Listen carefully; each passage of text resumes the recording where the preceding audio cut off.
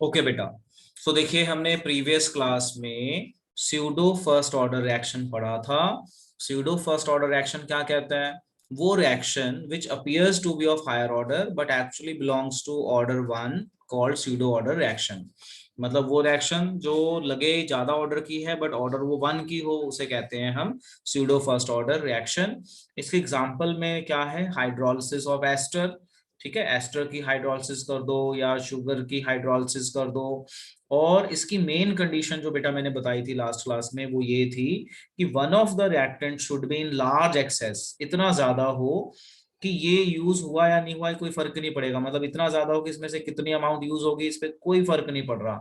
जैसे ये 0.01 है, ये 50 है, तो 0.01 और 0.01 निकल गए, तो 50 में से 0.01 निकल गया तो कोई फर्क नहीं पड़ेगा 50 पे। तो इतना ज्यादा है कि हम इसको काउंट ही नहीं करेंगे, कि ये इसका रेक्ट करना ना के बराबर ही है। तो इसको काउंट करेंगे, इसको काउंट नहीं करेंगे। So that was a condition for pseudo order reaction. तो ये हमने पढ़ लिया था। आप चाहें तो कॉपी में बेटा ये रिएक्शन लिख सकते हैं, ये थ्योरी कुछ लिखने की जरूरत नहीं है, वैसे ही है जैसे मैंने पीछे बताया। तो आप ये रिएक्शन लिख सकते हैं अपनी कॉपी में। जैसे मैंने यहाँ हेडिंग दी है ना, हाइड्रोलिसिस ऑफ एस्टर। तो ये जो कंपाउंड है CH3COO C2H5, इसे हम एस्टर ही कहते हैं। और इसको हमने 10th में इसी रिएक्शन को किस नाम से पढ़ा हुआ है? स्पॉनिफिकेशन के नाम से पढ़ा हुआ है। तो you can write simply this reaction. आप यहाँ पे बता सकते हैं कि वाटर इतना ज्यादा अमाउंट में होता है कि ये इसका 0.1 मोल और इसका 0.1 मोल अगर रिएक्ट कर जाता है तो वाटर 9.9 बच जाता है। यानी वाटर बहुत ज्यादा है, मतलब ये 10 का 10 ही है अप्रोक्सीमेटली, तो ये यूज हुआ ही नहीं, तो इसको काउंट नहीं करेंगे। तो ये कंडीशन थी कि one of the reactant should be in large access, तो ये हमने पिछली क्लास में कर लिया था। अब आपको ये दो क्वेश्चन दिख रहे हैं जो फर्स्ट ऑर्डर पे ही बेस्ड है। ठीक है, first order reaction has rate this, मतलब के दिया हुआ है, how long will 5 gram of the reactant take to reduce this, यानी इनिशियल कंसंट्रेशन 5 है, फाइनल आपकी 3 है, तो बस वो इक्वेशन बना के छोड़ देना। Time required to decompose SO2 SO3 to half of its initial amount is 60 minutes. If the decomposition is a first order reaction, calculate rate constant. ये भी easy reaction है, हाफ लाइफ का फॉर्मूला लगेगा, time दिया हुआ है half life का, के निकाल लेना है। तो it is very very easy. आप इसका स्क्रीनशॉट ले लीजिए, रिकॉर्डिंग में डाल दिया है, वहां से आप पॉज करके कर लेना, दोनों तरीके से आप इसको कर सकते हैं। अब देखो, अब हम जब चलते हैं चैप्टर के आगे इसी में, तो जैसे मैंने आपको बताया था पिछली क्लास में कि अब ये चैप्टर नियर टू एंड है। अब हम इसमें क्या पढ़ने वाले हैं? अब मैंने आगे आपको जो समझाना है ना, वो है कोलिजन थ्योरी। जो मैंने आपको समझाना है टॉपिक, वो है हमारा कोलिजन थ्योरी, जो हमने समझना है। कोलिजन थ्योरी का मतलब क्या है? कि जब भी रिएक्शन होगी तो जो एटम्स होते हैं ना, ये आपस में टकराते हैं। मान लो ये एटम है, ये एटम है, ये आपस में टकराएंगे। टकराएंगे तो प्रोडक्ट बन भी सकता है और नहीं भी बन सकता। प्रोडक्ट बन गया टक्कर होने से तो बोलेंगे सक्सेसफुल कोलिजन और इफेक्टिव कोलिजन। प्रोडक्ट बन जाए टक्कर होने के बाद तो उसे हम बोलते हैं इफेक्टिव कोलिजन या फिर सक्सेसफुल कोलिजन, इफेक्टिव कोलिजन। और पार्टिकल्स की टक्कर हुई और प्रोडक्ट नहीं बना, उसे कहते हैं इनइफेक्टिव कोलिजन, इनइफेक्टिव कोलिजन। मतलब क्या है कहने का? कि जब भी रिएक्शन होगी तो पार्टिकल्स आपस में टकराते हैं, जो एटम्स हैं या जो मॉलिक्यूल्स हैं ये आपस में टकराते हैं। अब टकराने के बाद जरूरी नहीं है कि प्रोडक्ट बनेगा, प्रोडक्ट बन भी सकता है, नहीं भी बन सकता। बन गया प्रोडक्ट तो बोलेंगे इफेक्टिव कोलिजन, प्रोडक्ट नहीं बना तो बोलेंगे इनइफेक्टिव कोलिजन और अनसक्सेसफुल कोलिजन। मैं आता हूं यहाँ पे अभी समझाने के लिए। अब आप समझिए, यहाँ पे ध्यान से देखिए। तो यहाँ पे मैं ये बता रहा हूँ कि मान लीजिए ए और बी की रिएक्शन हो रही है, तो ए और बी रिएक्ट करेगा तो प्रोडक्ट बनना चाहिए। या मान लो कार्बन और ऑक्सीजन की रिएक्शन हो रही है, ये रिएक्शन करेगा तो CO2 बनना चाहिए। अब कई बार क्या होता है कि हम ए और बी की रिएक्शन करवाना चाहते हैं और प्रोडक्ट बनना चाहिए, तो ये रिएक्ट तो कर रहा है बट प्रोडक्ट नहीं बन रहा है, यानी कुछ कमियां हैं, वो अगर हम पूरी कर दे तो प्रोडक्ट बन जाएगा। जैसे फॉर एग्जाम्पल हीट दे दो, हीट देने से क्या होगा, ये इनकी आपस में टकराने की स्पीड बढ़ जाएगी, फ्रीक्वेंसी बढ़ जाएगी, एनर्जी बढ़ जाएगी, एक्टिवेशन एनर्जी बढ़ जाएगी, तो हो सकता है उसके बाद वो प्रोडक्ट बना दे। तो जब भी हम लैब में कोई रिएक्शन करते हैं तो कई बार हम रिएक्शन करने की कोशिश करते हैं, रिएक्शन हो नहीं रही होती, इसका मतलब उसमें कुछ कमी है ना। तो वो कमी कौन एक्सप्लेन कर रहा है? Collision theory of chemical reaction क्या कहता है? Only effective collision bring about a chemical reaction, मतलब प्रोडक्ट कब बनेगा? जब इफेक्टिव कोलिजन होगा। And criteria for effective collision is activation energy and proper orientation. अब आप इसको समझिए मैं क्या बता रहा हूँ। मैं ये बता रहा हूँ कि जब भी हम कोई रिएक्शन करना चाहते हैं, जैसे ये रिएक्शन हो रही है, हम इनको आपस में रिएक्ट करवाना चाहते हैं टू फॉर्म प्रोडक्ट। अब इसमें क्या हो रहा है कि हम इनकी रिएक्शन तो करवा रहे हैं, हो सकता है प्रोडक्ट बने, हो सकता है ना भी बने। तो क्या क्राइटेरिया है जिसमें प्रोडक्ट बनेगा? हीट देंगे तो प्रोडक्ट बनने के चांस ज्यादा हो जाएंगे। हीट देने से क्या होगा? इनकी टकराने की स्पीड बढ़ जाएगी, फ्रीक्वेंसी बढ़ जाएगी और एनर्जी बढ़ जाएगी, मतलब एक्टिवेशन एनर्जी बढ़ जाएगी। आप इसको इस तरह से समझो। मान लीजिए ये मैं हूं और ये स्टूडेंट्स हैं, है ना, ठीक है, जरा ध्यान से समझना। मैंने कुछ समझाया और इनको समझ में आ गया, मैंने कुछ बोला समझाने के लिए, इनको समझ में आ गया, तो इसे हम बोलेंगे इफेक्टिव कोलिजन। मतलब कार्बन और ऑक्सीजन की टक्कर हुई, CO2 बन गया, तो इसे बोलेंगे इफेक्टिव कोलिजन। अब एक केस और ले लेते हैं कि मैं कुछ समझा रहा हूं, समझ में ही नहीं आ रहा है बच्चों को, कह रहे सर नहीं समझ में नहीं आ रहा, तो उसे क्या बोलेंगे? Ineffective collision. मतलब कार्बन और ऑक्सीजन की टक्कर हुई आपस में, टक्कर होने के बाद नो प्रोडक्ट, मतलब नो प्रोडक्ट, यानी कुछ ऐसा कमी रह गई कि प्रोडक्ट बन नहीं रहा। ठीक है ना। तो यही मैं बताना चाह रहा हूं कि जब भी हम रिएक्शन करेंगे तो रिएक्टेंट्स जो हैं प्रोडक्ट में चेंज हो भी सकते हैं, प्रोडक्ट में चेंज नहीं भी हो सकते। तो प्रोडक्ट में अगर चेंज हो रहे हैं या नहीं हो रहे हैं, उसमें क्या फैक्टर्स रिस्पॉन्सिबल हैं? तो हीट हो सकता है, कोलिजन हो सकता है, फ्रीक्वेंसी फैक्टर हो सकता है, ईए इज एक्टिवेशन एनर्जी। अभी मैं बताऊंगा, ये टर्म समझाऊंगा क्या होता है। तो अब देखो, आपने कॉपी में क्या लिखना है? ये सब कुछ नहीं लिखना, सिर्फ ये हेडिंग लिखेंगे और ये पॉइंट्स लिखेंगे। क्या है heading? Only effective collisions bring about a chemical reaction. मतलब कि प्रोडक्ट बनने का मतलब है इफेक्टिव कोलिजन है, कि अगर कोलिजन हुई और प्रोडक्ट बन गया तो उसे हम कहते हैं इफेक्टिव कोलिजन। तो only effective collision will bring out a reaction, मतलब will give you a product. Criteria for effective collision, कि अब इफेक्टिव कोलिजन होगी नहीं होगी वो कितने फैक्टर पे डिपेंड कर रहा है, तो यहाँ पे दो फैक्टर लिखे हैं, activation energy and proper orientation of a molecule. Activation energy क्या होती है? जैसे मान लो कार्बन और ऑक्सीजन रिएक्ट कर रहे हैं और प्रोडक्ट नहीं बन रहा, साथ में मैंने कुछ हीट दे दिया, साथ में मैंने इसमें कुछ कैटलिस्ट डाल दिया या हीट कर दिया। जैसे ही मैंने हीट किया प्रोडक्ट बन गया। तो ये जो मैंने हीट किया ना, एक्स्ट्रा एनर्जी दी, इसे बोलते हैं एक्टिवेशन एनर्जी। तो एक्टिवेशन एनर्जी क्या होती है?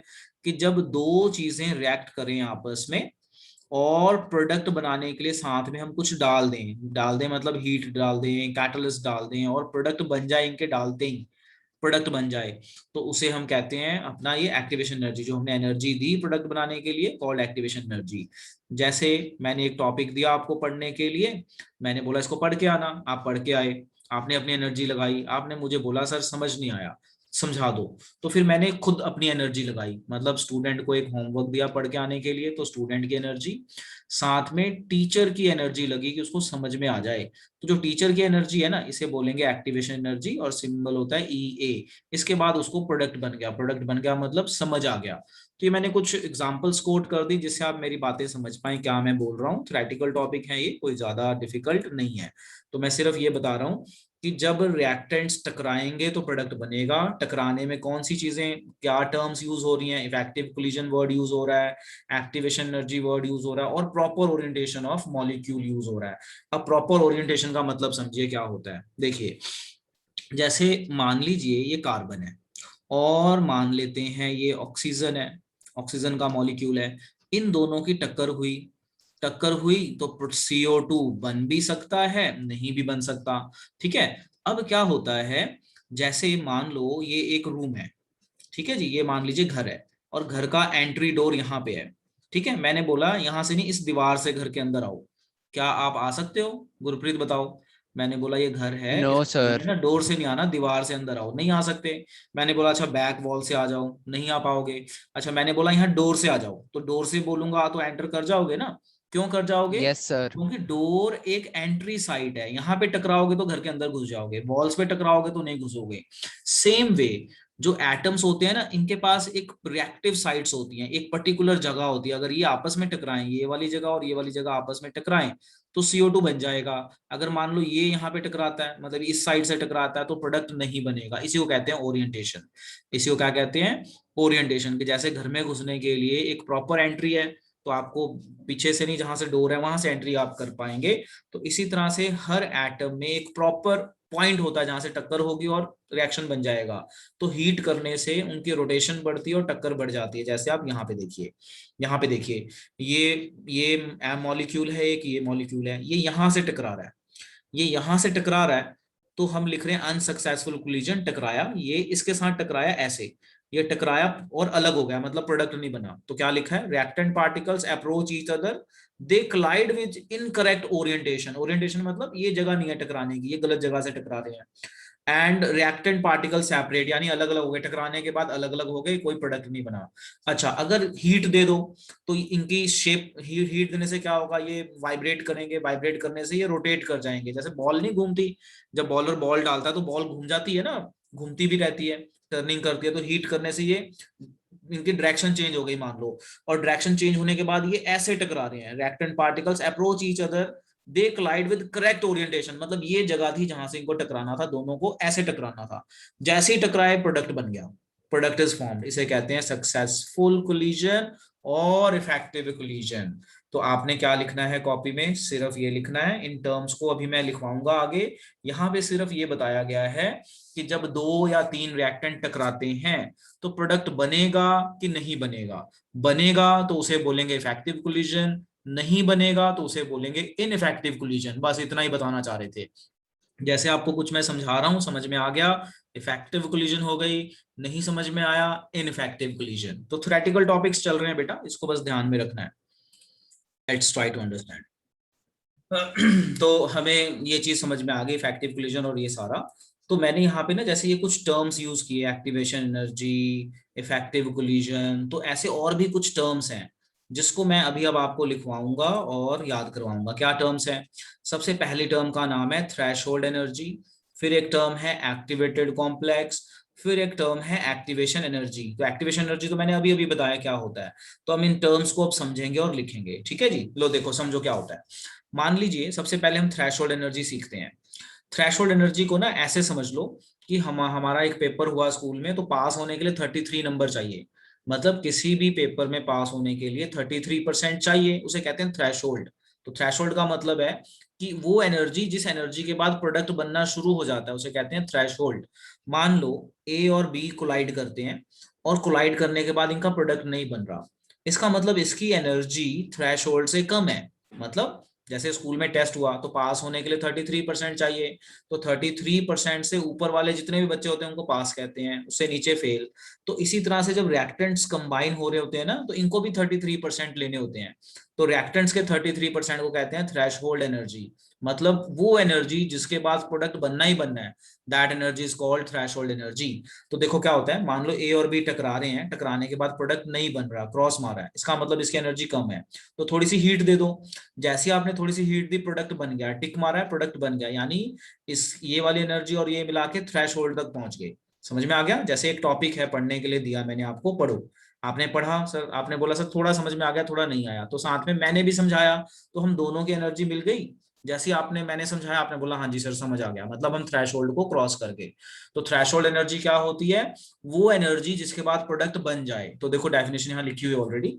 The minimum energy that the reacting molecule must possess in order to undergo effective collision to form product, उसे कहते हैं थ्रेशोल्ड एनर्जी। तो आई होप समझ में आ गया थ्रेशोल्ड एनर्जी क्या होती है। वो एनर्जी जिस एनर्जी के बाद प्रोडक्ट बन जाता है। ठीक है, अब तो मैं एक बार पूछ लेता हूं, अंकित बेटा समझ में आ गया क्या बताया थ्रेशोल्ड एनर्जी? Yes sir. यहाँ लिखी हुई है। अब आता है हमारा एक्टिवेटेड कॉम्प्लेक्स। अब आप इसको समझना ध्यान से, क्या होता है देखो, ये है रिएक्टेंट और ये है प्रोडक्ट। जो मैं बोल रहा हूं उतना देखना, जहां मेरा कर्सर है, ये है हमारा रिएक्टेंट और ये है हमारा प्रोडक्ट। बीच में क्या हो रहा है? बीच में क्या हो रहा है कि जो रिएक्टेंट है इसके बॉन्ड टूट रहे हैं। डॉटेड डॉटेड का मतलब है बॉन्ड टूटना और नए बॉन्ड बनना। H का बॉन्ड टूटेगा और I का बॉन्ड टूटेगा, तभी HI का बॉन्ड बनेगा ना। HI का बॉन्ड तभी बनेगा जब ये और ये टूटेगा और ये आपस में बॉन्ड बनाएंगे। तो एक्टिवेटेड कॉम्प्लेक्स क्या होता है कि रिएक्टेंट्स और प्रोडक्ट के बीच की स्टेज जहां पे नए बॉन्ड बनते हैं और पुराने बॉन्ड टूटते हैं, तो इस स्टेज को कहते हैं इंटरमीडिएट प्रोडक्ट और इन transition state also called transition, transition मतलब change, so that is called activated complex. ठीक है, तो आई होप ये समझ में आ गया क्या होता है एक्टिवेटेड कॉम्प्लेक्स, कि रिएक्टेंट्स और प्रोडक्ट के बीच की स्टेज जहां पे नए बॉन्ड बनते हैं पुराने बॉन्ड टूटते हैं, called activated complex. So what is activated complex? It is the transition state between reactants and product called activated complex। ठीक है, तो इसको अगर मैं समझाऊं तो कुछ ऐसे समझो, लिखना तो यही है बट मैं आप लोगों को ना आपकी एग्जांपल देके समझाने की कोशिश करता हूं जिससे और अच्छे समझ में आ जाए। जैसे मान लो +2 शुरू हुई, अप्रैल में शुरू हुई +2, मार्च में पेपर होगा, +2 आपकी खत्म, तो ये हो गया रिएक्टेंट, खत्म हो गया प्रोडक्ट। बीच में क्या हुआ? बीच में हमने आपको डांट लगाई, आपका टेस्ट लिया, आपके नंबर कम आए तो टेस्ट लिया, पेरेंट्स को बोला, मतलब हमने आपको दुखी किया। बीच में दुखी किया मतलब नए नए बॉन्ड बनाए, पुराने बॉन्ड तोड़े, कंसेप्ट क्लियर किए। अब इसका कोई सर्टिफिकेट नहीं मिलता, मतलब इसको नहीं हम एक्सट्रैक्ट कर सकते। हम एक्सट्रैक्ट क्या करेंगे? शुरू कब किया, खत्म कब किया, बीच में क्या हुआ, उसका कोई वो नहीं है। तो ऐसे ही एक्टिवेटेड कॉम्प्लेक्स एक बीच की स्टेज है रिएक्टेंट और प्रोडक्ट की, क्योंकि हमें क्या दिखेगा? हमें रिएक्टेंट दिखेगा और रिएक्शन हो जाएगी तो प्रोडक्ट दिखेगा, बस इतना ही होता है। तो रिएक्टेंट और प्रोडक्ट के बीच की स्टेज दो है, उसे कहते हैं एक्टिवेटेड कॉम्प्लेक्स। तो कोई आपसे पूछे डिफाइन एक्टिवेटेड कॉम्प्लेक्स, तो ये ड्रॉ कर दो, उसके बाद थ्योरी लिखो। It is the transition state between reactants and product where the formation of new bond and breakdown of old bond take place। अंकित समझ में आ गया बेटे क्या कह रहा हूँ एक्टिवेटेड कॉम्प्लेक्स? Yes sir. अब आते हैं एक्टिवेशन एनर्जी। अब देखो एक्टिवेशन एनर्जी क्या है। मान लो रिएक्टेंट है, मैं चाहता हूं रिएक्टेंट प्रोडक्ट में चेंज हो जाए, तो रिएक्टेंट की जो खुद की एनर्जी है ना उसे कहते हैं मिनिमम एनर्जी बाय द, और energy possessed by the reactant मैंने लिख दिया सेल्फ एनर्जी। रिएक्टेंट की खुद की एनर्जी होती है। अब अपनी खुद की एनर्जी से वो प्रोडक्ट नहीं बना पा रहा, तो मैंने extra energy they the, E stands for energy, मैंने एक्स्ट्रा एनर्जी दे दी। तो मेरी जो एक्स्ट्रा एनर्जी है ना जिसके बाद प्रोडक्ट बन जाएगा, तो ये जो मेरी एक्स्ट्रा एनर्जी है इसे मैं बोलूंगा एक्टिवेशन एनर्जी। सिंबल है ई ए। जैसे मैंने बोला बेटा ये पेज ना पढ़ के आना, आप पढ़ के आए तो मैंने बोला बेटा समझ में आ गया पेज, तो आप बोलोगे नहीं सर थोड़ा सा आ गया थोड़ा सा नहीं आया, आप समझा दो। तो मैंने अपनी एक्स्ट्रा एनर्जी लगाई, समझा दिया। जैसे ही समझा दिया आपको समझ में आ गया, तो जो मेरी एनर्जी लगी उसे बोलेंगे एक्टिवेशन एनर्जी, और इन दोनों एनर्जी के सम को बोलेंगे थ्रेशोल्ड। एक्टिवेशन और रिएक्टेंट की एनर्जी को हम बोलते हैं थ्रेशोल्ड, मिनिमम एनर्जी, मतलब कि इतनी एनर्जी हो कि प्रोडक्ट बन जाए। तो ये ध्यान रखना, एक्टिवेशन होता है extra energy given, extra energy plus reactant की एनर्जी होता है थ्रेशोल्ड एनर्जी। देखो the minimum energy that the reacting molecule must possess in order, मतलब ये इंक्लूड करके टू फॉर्म इफेक्टिव कोलिजन। इसमें सिर्फ मेरी एनर्जी को बोलेंगे एक्टिवेशन एनर्जी, मेरी एनर्जी और स्टूडेंट की एनर्जी दोनों कंबाइन कर दो और प्रोडक्ट बन रहा हो तो इन दोनों एनर्जी को बोलेंगे थ्रेशोल्ड एनर्जी। चलिए फोटो खींचिए सकते हो। अब अब देखो बेटा जो मैंने ये समझाया ना, तो यहाँ पे मैंने थ्योरी नहीं लिखी हुई सबकी, कुछ लिखी है कुछ नहीं लिखी हुई। तो ये जो जो समझाया मैंने यहाँ पे थ्योरी लिख दी है। थ्योरी क्या लिखी? Threshold energy is equal to average energy of the reactant plus activation energy. यही मैं बता रहा था ना कि मेरी एनर्जी और रिएक्टेंट की एनर्जी को मिला दें तो थ्रेशोल्ड हो जाता है, और ये थ्रेशोल्ड मतलब मिनिमम है जिसके बाद प्रोडक्ट बनना ही बनना है। तो ये आप शॉर्टकट याद रख सकते हो, what is threshold energy? Energy of reactant plus activation energy is called threshold energy, जिसके बाद प्रोडक्ट बन जाए। collision after which reactants change into product called effective collision।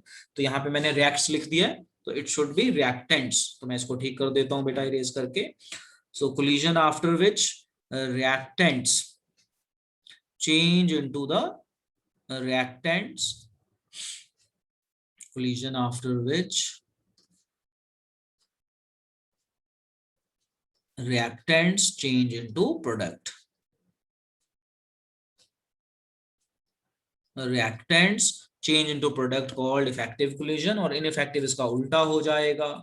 उसके बाद activation energy, it is the extra energy supplied to the reactants to change into the product। जैसे मैंने यहाँ बताया था कि ये reactant है, इसकी खुद की एनर्जी प्लस मेरी एनर्जी या जो हम देंगे एनर्जी, जिसके बाद प्रोडक्ट बन जाए called activation energy and symbol of activation energy is ई।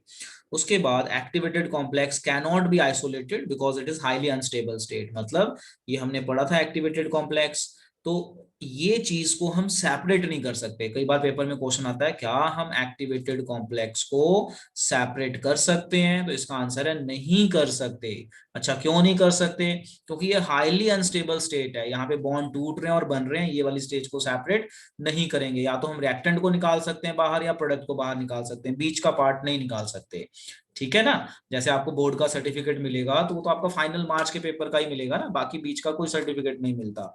तो ये उसी तरीके से आप इसको कीप इन माइंड।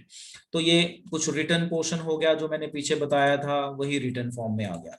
अब यहाँ पे बड़ा इंपॉर्टेंट टॉपिक आता है जिसे हम कहते हैं temperature dependence of rate of reaction. मतलब कि टेम्परेचर से रेट ऑफ रिएक्शन पे फर्क पड़ता है कि नहीं पड़ता टेम्परेचर देने से? इसका आंसर है बिल्कुल पड़ता है टेम्परेचर देने से फर्क। जैसे मान लो कोई बच्चा पढ़ नहीं रहा, समझना ध्यान से, कोई स्टूडेंट है, मान लीजिए ये स्टूडेंट है, ये पढ़ नहीं रहा, मैंने इसके घर कॉल कर दी तो पेरेंट्स क्या करेंगे? टेम्परेचर बढ़ा देंगे बच्चे का, मतलब डांट लगाएंगे, उसके पीछे पड़ जाएंगे, उसकी कॉपी फिर कुछ दिन चेक करेंगे तो इम्प्रूवमेंट आएगी, मतलब प्रोडक्ट बनेगा, बहुत जल्दी प्रोडक्ट बनेगा, चाहे कुछ भी हो, मतलब कुछ ना कुछ इम्प्रूवमेंट आएगी। सेम वे जब हम किसी रिएक्शन को करते हुए उसका टेम्परेचर बढ़ा दें, ठीक है, temperature dependence of the rate of reaction means कि हम कोई रिएक्शन कर रहे हैं और रिएक्शन करते हुए अगर हम टेम्परेचर बढ़ा दें तो ये देखा गया है कि रिएक्शन फास्ट हो जाती है, प्रोडक्ट डबल हो जाते हैं अगर हम 10 डिग्री टेम्परेचर बढ़ा दें। और ये भी ऑब्जर्व किया गया कि if we increase temperature by 10 degree Celsius rate of reaction double हो जाती है। सो देखो क्या बता रहा है, temperature dependence of rate of reaction, कि आप कोई रिएक्शन कर रहे हैं उसका आप टेम्परेचर कम रखें तो वो स्लो होती है, टेम्परेचर बढ़ा दें, है ना, जैसे मैंने हीट कर दिया तो फास्ट हो जाएगी, यानी टेम्परेचर बढ़ाने से रेट बढ़ती है। ठीक है, यहाँ पे यही बताया हुआ है कि मान लीजिए जैसे डिकम्पोजिशन ऑफ N2O5 है, अगर हम इसको 25 डिग्री सेल्सियस पे डिकम्पोज करें तो it will take 10 days, but अगर हम 50 डिग्री कर दें टेम्परेचर तो ये 12 मिनट में रिएक्शन हो जाएगी। तो यहां से सिर्फ ये पता चलता है इस पैराग्राफ से कि टेम्परेचर बढ़ाने से स्पीड ऑफ रिएक्शन बढ़ जाती है और हर 10 डिग्री से नियरली प्रोडक्ट फॉर्मेशन डबल हो जाती है 10 डिग्री टेम्परेचर बढ़ाने से। तो अब देखो, it has been found that for a chemical reaction with rise in temperature by 10 degree the rate constant is nearly doubled। तो ये ऑब्जर्वेशन है कि देखा गया कि अगर हम किसी रिएक्शन का टेम्परेचर 10 डिग्री बढ़ा दें तो 10 डिग्री बढ़ाने से रेट ऑफ रिएक्शन जो है हमारी नियरली डबल हो जाती है। Very very important, very important, इसको आप ध्यान में रखें। और ये पिछला कोई पॉइंट लिखने की ये जरूरत नहीं है, सिंपल सीधा नोट लिख लें कि टेम्परेचर बढ़ाने से रेट ऑफ रिएक्शन बढ़ती है, और फिर लिख लें कि अगर हम 10 डिग्री टेम्परेचर बढ़ाएंगे तो rate of reaction nearly double हो जाती है। क्यों डबल हो जाती है? क्योंकि उनका एक्टिवेशन एनर्जी उनको मिल जाएगी, उनकी ओरिएंटेशन प्रॉपर हो जाएगी, तो ओरिएंटेशन प्रॉपर होने से इफेक्टिव कोलिजन्स बढ़ जाएंगे। अभी मैं यही तो सब पढ़ा के आ रहा हूँ, पीछे यही टर्म्स पढ़ाई है मैंने कि टेम्परेचर देने से क्या होगा, नंबर ऑफ कोलिजन्स बढ़ेंगी, कोलिजन्स बढ़ेंगी तो इफेक्टिव कोलिजन के चांस बढ़ जाएंगे। चांस क्यों बढ़ेंगे? क्योंकि इस तरह का ओरिएंटेशन होने की प्रोबेबिलिटी बढ़ जाएगी। इफेक्टिव ये इस तरह का, पहले ऐसे कर रहा था तो हीट देने से डायरेक्शन चेंज होगी, तो effective collision orientation, proper orientation हो जाएगा जिस कारण प्रोडक्ट मिलने के चांसेस बढ़ जाते हैं। तो हमने देखा डबल हो जाएंगी। तो ऐसे रीजंस दे सकते हैं आप। अब यहाँ पे एक साइंटिस्ट है, साइंटिस्ट का नाम है अर्हेनियस, उसने एक इक्वेशन दी। ये इक्वेशन प्रूफ करती है relation between temperature and rate constant. आप देखो उसने इक्वेशन दी K is equal to AE minus EA by RT। जो ये E है ना, ये लॉग E खत्म हो जाता है, 1 होता है, तो ये मैथ्स वाले बच्चों के लिए इजी है, बायो वाले इसको याद रखें कि अर्हेनियस ने एक इक्वेशन दी जो रिलेशन बताता है रेट कांस्टेंट एंड टेम्परेचर का या एक्टिवेशन एनर्जी का। तो अगर पेपर में क्वेश्चन आ जाए what is the relation between rate constant and activation energy, तो आप ये इक्वेशन लिखते हैं। अब यहाँ पे K क्या है? K का मतलब रेट कांस्टेंट है। A क्या है? A का मतलब है फ्रीक्वेंसी फैक्टर। फ्रीक्वेंसी फैक्टर मतलब नंबर ऑफ कोलिजन्स पर सेकंड। फ्रीक्वेंसी, फ्रीक्वेंसी मतलब फ्रीक्वेंसी। E का कोई मीनिंग नहीं है, ठीक है, ये मैथ्स में लॉग E जब लेंगे ये खत्म हो जाता है। EA activation energy and R T, R आपका गैस कांस्टेंट, टी टेम्परेचर, और ये जो है ना डिनोशन, इस डिनोशन को हम फ्रैक्शन ऑफ मॉलिक्यूल्स कहते हैं, कि जब आप हीट दोगे तो जो फ्रैक्शन ऑफ मॉलिक्यूल होंगे जिनकी एनर्जी बढ़ जाएगी वो, तो E minus E A upon R T, this is denotes the fraction of molecules which are undergoing effective collision. ये जो बता रहा हूँ ना, बस इसको आपने याद रखना है, कुछ नहीं करना। तो आप इसकी स्क्रीनशॉट ले सकते हैं, याद कर सकते हैं। 1 मिनट रुक जाओ। अब ये देखो पेपर में क्या आ सकता है कि अर्हेनियस इक्वेशन बताओ जिसमें रेट कांस्टेंट और टेम्परेचर का रिलेशन है, तो ये लिख दो। या अर्हेनियस इक्वेशन बताओ जिसमें रेट कांस्टेंट और एक्टिवेशन एनर्जी का रिलेशन है, तो K is equal to A E minus E A by R T. और क्वेश्चन मैंने यहाँ लिख दिया है, what is the relation between rate constant and temperature. ठीक है, चलिए इतना अब आप लोग नोट कर लीजिए और रिवाइज कर सकते हैं।